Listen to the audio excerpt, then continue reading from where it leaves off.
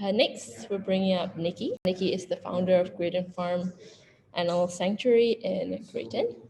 Maybe Nicky, you want to give a little introduction to yourself? Right. Yes, I'm a Brit who came over here 22 years ago with my late husband. We were here for 4 years before he passed away, just as swallows coming and going, mainly to avoid the British winters. And after he passed away, I live here in Greyton, and I had been a charity management consultant for 25 years, and I felt that with the pension that my husband left me, I could now devote my life to working here in South Africa, where there's so much need for causes that maybe otherwise couldn't afford a person like me. So that's how I started my life in South Africa. And I should also say I was raised in Singapore. My dad was in the Air Force. So I have a connection with you guys because of that. I spent 7 years in my youth, and it was just the most enchanting childhood. Singapore was mostly jungle then, so you can imagine what a life it must have been for a kid. Cool, very internationally lived. So what is it like running a sanctuary, and what is your typical day? I know in sanctuaries, whenever I've asked this before to other partners, they're like, there are no typical days. But what is a typical day at There are, Greyton? because drama becomes typical in a sanctuary. So we always we never know quite what the drama is going to be, but we do know there is going to be one. There's 220 rescued farm animals here, and many of them are heavily compromised because of where they were rescued from. And also, farm animals are not expected to live beyond the age of 8, 9 months, 10 months. Even the brood animals that are used for breeding don't last beyond 3, 4, 5 years. And when they live longer than that, it creates a host of problems that we struggle to work with, because they're not covered in vet school, because vet college is all about training people to look after production animals, not a sheep who's going to live to the age of 16 or 17, or a pig that's going to live to 12, or even in the case of our lovely bush pig, Rusty, who lived to the grand old age of 22. They also don't live very long, the production pigs. Rusty was a natural pig. Pigs that have been selectively bred to grow long and put on lots of meat. Some species, as an example, often get problems. Congenital heart disease is a big one, because their hearts actually don't develop at the same size as their bodies. And so they have quite small hearts and lungs. So we are always prepared for drama on the sanctuary. There's always something that happens. So we actually roster it in. I know that I've got 8 or 9 hours to do various duties. And then I always say, right, I must make sure 3 hours where I'm not doing anything. And if nothing happens, it's a bonus. But my car is full of petrol.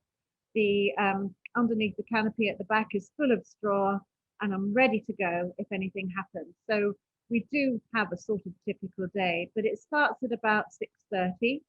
And then we feed all the pigs between 7 o'clock and 7:45. There's this horrible screaming noise that sounds like the gates of hell have been opened, and all the tormented and tortured souls within are screaming for mercy. That's how bad it is. Some people call it singing, but it's not. It's shrieking. And when you've got 110 pigs all screaming for food, it's quite a noise. And then we make sure that the goats and the sheep and the cows who are out in our 40 hectares of space are fine. In the summer, we tend to supplementary feed them, because we get very burnt out here in South Africa, whereas our winters are quite lush and green. So at the moment, there's a lot of greenery, so we don't need to do much except check them. And then our medical rounds start, and we've usually got about 20 animals that need quite a lot of medical care. And also our babies need supplementary feeding. So that goes on all through the day until 3 o'clock, when the pigs get fed again. And then we have more stuff to do towards 7, 8 o'clock at night. And then we manage to sit down and eat. because we have, again, the babies to put to bed, the special medical needs animals to make comfortable. And at this time of year as well, with snow on the mountains, some of our more compromised pigs who don't have much mobility need to be tucked into deep beds of straw. And they also need to maybe have blankets thrown over them, and some even have hot water bottles. That's exactly how pigs and blankets should be. Warm in actual hot water bottles and actually in actual blankets. So right, yes. so we've already donated over 30,000 US dollars, which is about 430,000 rands to Greyton since you guys joined us. I think it's coming to almost 2 years now. So what have you been able to do with these funds that you've received from our giving program? Well, we've been able to plan a bit more because the funds are fairly regular. As long as we work hard to generate reviews, and we know we have to do our bit, and that's our responsibility. Regular funds for any non-profit organization is like gold dust. It's absolute gold dust, because if you know something's going to come in, and it could vary a lot between $1,000 and $3,000, but even having that much to rely upon enables us to plan. And that's been the biggest thing, the biggest impact we've had, because it's meant we've been able to expand some of our work in the community, as well as looking after our animals. We've been able to work in the community. And for example, we've managed to persuade 3 farmers now to stop farming pigs, surrender them to the sanctuary, and start farming plants instead. And that's been a massive success. And the transformation in the farmers has been quite extraordinary. It's heartwarming to see these quite toughened, hard men and then one woman become soft and open and gentle, because they're no longer doing something that deep down inside they actually hated doing. We've also been able to expand our humane education program. We're working on developing we've managed to, with another charity, get vegetable gardens in each of our 6 schools. And we're now starting to work with the cooks. A vegan chef is going in and talking to them and telling them how to instruct the gardener what to grow, and to take what comes out of the garden and make it for the children. Because the children on feeding schemes, they really have very bad diets. The food is the cheapest of the cheap, and it's quite horrible, and no greens or vegetables inside. So we've now changed all of that, and the children who most need this stuff are getting it. And it's creating in young minds an awareness of that to create food security for themselves and their families into the future, they just need to grow vegetables and eat them. And we're telling them they can survive perfectly well on plants alone. They don't have to buy expensive meat. They don't need meat for protein.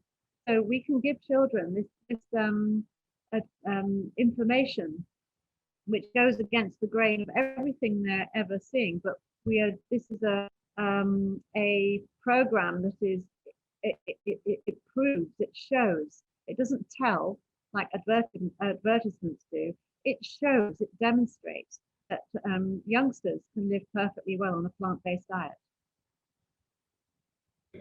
Cool. Thank you for sharing, Nikki. I think that's really important to highlight that, you know, even though we're writing reviews and just reviewing and making donations, it's not just about funding what's currently needs to be happening in terms of donation, but it frees up more time for the people at the sanctuaries and the volunteers to kind of go beyond, and it causes a ripple effect almost. It's like you write a review, your donation helps them, Yeah. and then now you have more time to do the activism work, which is going out and talking to schools, talking to farms. I think it's kind of all the things that kind of need to happen, not only just finding more vegan options, but it's like you say, it's with farms, trying to convince farmers to make the change, as well as schools to kind of introduce this topic and change everyone's mindset. So that's really amazing to see. So what are your future Well, plans? we can't just save animals. We can just save animals. Of course we can, and every animal's life is worth the effort. But their role here on the farm as ambassadors is very limited to the number of people who can actually get up here, and obviously the people we reach through social media. But if we can use the farm as a springboard for projects like that, where we can move into a community and make a huge impact, and we monitor and evaluate everything we do, and we share it widely. So now the Department of Education is very interested in what we're doing with the school meals project. They're very interested in our humane education project. They want us to help them to introduce humane education into teacher training institutions and into the courses at university. So the abillion made this possible. We would just be rescuing animals if it wasn't for abillion, and that's great. That's what I wanted to do. That's what I started doing. But to be able to actually influence people to change their whole lifestyle from cruelty to compassion, well, that's been down to abillion. Yes, thank you. And thank you to everybody. I mean, Garth has obviously played a huge role as well in South Africa and getting all these people who kind of come in hordes and really supporting it. So it's been really beautiful to see this change over the last couple of months and years. So what are your future plans for Greyton and what do you hope to achieve going Well, forward? with our program that we've been able to get going, we were very gifted about 2 years ago with about the same time as we joined abillion. It was one of those magic few months where we had some visitors here from England who came, two people, and they had a look around, and I gave them quite a long tour. And at the end of the tour, they said, look, we don't have any money on us for a donation. Now, I've heard that a lot of times.